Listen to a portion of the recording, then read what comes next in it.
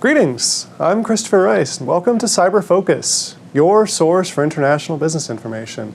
I'm happy to introduce our guest today, Dr. Alfonso Pedraza-Martinez. Dr. Pedraza-Martinez is Associate Professor of Operations and Decision Technologies at the Indiana University Kelley School of Business, focusing on logistics, supply chain management, and humanitarian operations.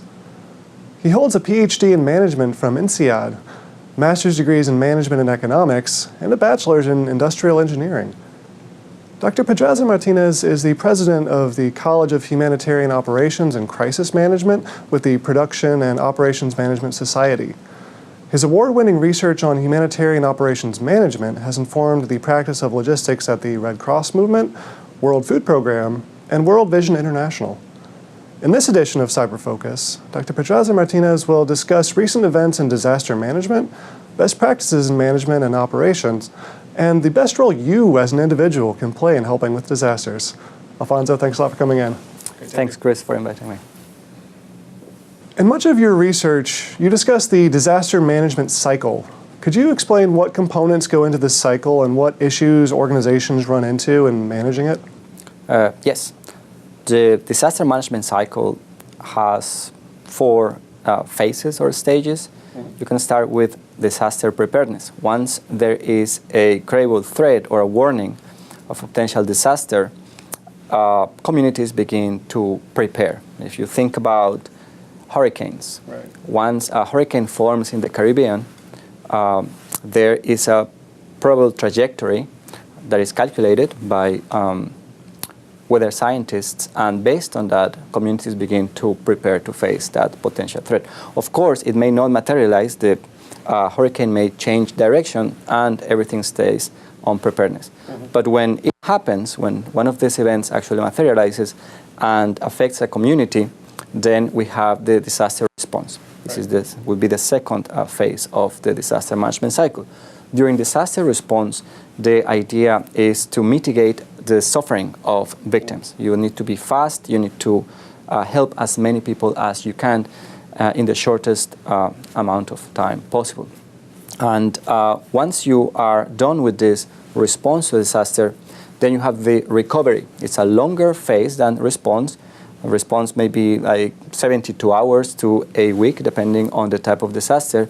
But recovery may take several months, and that's to bring the community back to their standards of life before the disaster. And after recovery, then you will have mitigation of future disasters. So there are different actions in mitigation. If you think again about hurricanes, after Hurricane Sandy, for example, in 2012, some communities in the New York area were relocated because it was clear that they would face future threats as dangerous or more dangerous than Hurricane Sandy due to their location. So that's mitigation. But mitigation, you may also have the actions of fortifying facilities for future disasters. So you, for example, make your infrastructure hurricane resistant or earthquake resistant, or you relocate your facilities and so forth. So those would be the four stages. Preparedness is typically relatively short term, same as response, but recovery and mitigation last much longer. Quite a while. And exactly. The mitigation, as a cycle, it feeds back in, right, to preparedness? Exactly. Yeah. Because better mitigation now will definitely help better preparedness and better response in the future. Technological advances and social media are affecting the operations world in many ways, one of which is in dealing with humanitarian disasters. Can you talk about how social media has changed the disaster management cycle and how organizations should use it? Yes. The inclusion of social media in the portfolio of information choices of organizations for disaster management actually gives organizations much more information. But then some of this information is useful and some of this information is not that useful. So it's challenging for organizations to figure out what information is useful and what to do with that useful information.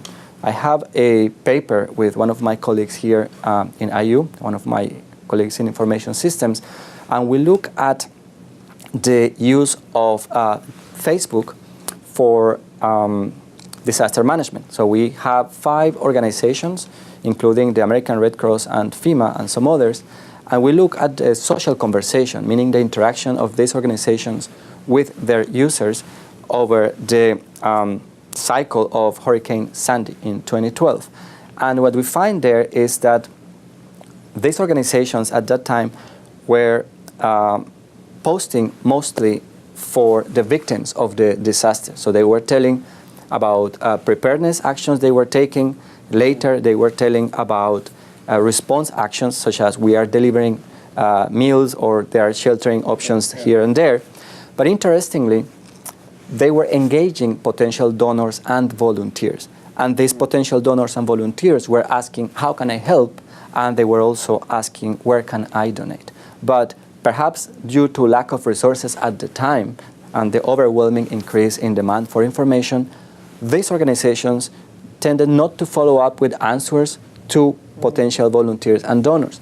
And the issue with that is that if you don't tell me anything, I will probably go and donate anyway, and I may not donate to the best organization, or I may go and volunteer and I may not be very skillful. So I may, like make a mistake, or I may become a victim of the disaster myself. So our recommendation is that, yes, you need to post information for victims and you need to interact with victims, but you cannot forget potential donors and volunteers. Now, if you don't have the resources to engage in social conversation with all the users you are getting information from on Facebook, you can focus on the ones that are located closer to the disaster area, because these are the ones that have the highest probability to go to the disaster area to help or to donate. Great. Alfonso, when people see humanitarian disasters around the world, and you've just alluded to this, many people want to jump in to help, whether that's physically or through donations. While this is admirable, sometimes it's not the most effective way to assist the operation. What are the best ways for an individual to assist in humanitarian operations?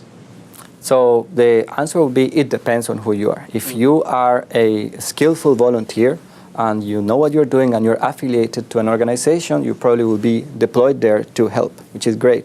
But if you aren't, as much of us, like the majority of people are not skillful volunteers for disaster response, then yes, maybe your first inclination will be to go there and do something, because you see people suffering and you feel like I must do something.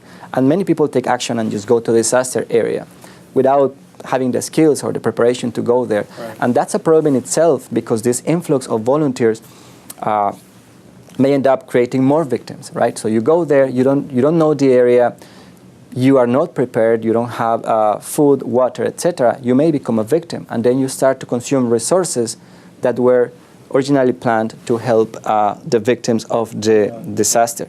So if you want to volunteer, perhaps if you are not a skillful volunteer and you are not affiliated to like an organized response, you can do it close to the area where you live. Don't forget that when there is a disaster, many communities send help, right?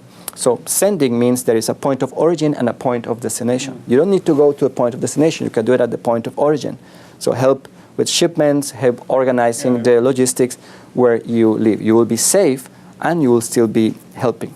Now, if what you want to do is donate, then you can use the time to figure out what are the best organizations to donate to. You can think about going for large organizations like the American Red Cross through their website, or you can go to crowdfunding campaigns that have to do with disaster response. So in my research, I've seen that in crowdfunding campaigns, the ones that tend to deliver the most are the ones that give operational updates of what they are doing. When I say operational updates, it's updates that relate to the work they are doing. Okay. And so those are good crowdfunding campaigns to donate to in the aftermath of a disaster. So instead of trying to just jump there without really knowing what you're doing, perhaps the best is to stay at home, inform yourself very well, and try to help with your local community. Great, great. Well, you've referenced many best practices so far. Do you see differences in best practices for humanitarian operation management when you look at severity of the disaster, or if the operation has resulted from a natural disaster versus an armed conflict? Yes, there are many differences there, and some are fundamental.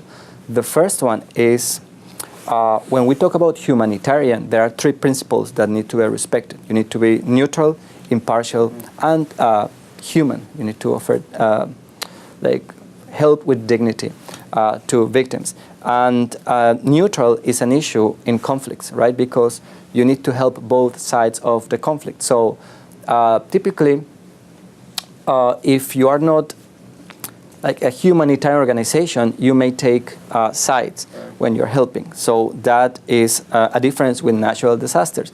And also in natural disasters, you need to be impartial. You need to help everybody the same, independent on their race, religion, gender, and so forth. And that's also a challenge. Now, when it comes to the type of disasters, if you think about large disasters that have a lot of attention, they tend to receive lots of donations. And all those donations make the response less challenging in terms of resources. It is still logistically very challenging to respond to a very large disaster, but you may have the resources. If we are talking about less publicized disasters and local disasters and so forth, you may face way more scarce resources. So you have more constraints when it comes to your operation. Now, if we go to the side of armed conflicts, then a big issue here is that you need to worry about the safety and security of your own staff members. So if you are an organization trying to do humanitarian work in a disaster area, you need to be very careful because the safety and security of your own staff should be your first priority. Now, if you are a local organization providing disaster response in an area of armed conflict, you may have some issues, but you also add some value that others cannot. For example, if you're a rural hospital in an area of armed conflict, you develop, or your staff members, your medical staff, develop these skills that are unique to the area and the conflict that help them respond better. But on the other side, you know, they may suffer from exhaustion and may also become victims of the disaster themselves. Perfect. Alfonso, thank you so much. Very interesting. Sure. You're welcome. Thanks for inviting me. That's all for this edition of CIBER Focus. Thank you for tuning in. If you have any comments or suggestions for future topics, please let us know at CIBER, that's CIBER, cyber, @indiana.edu.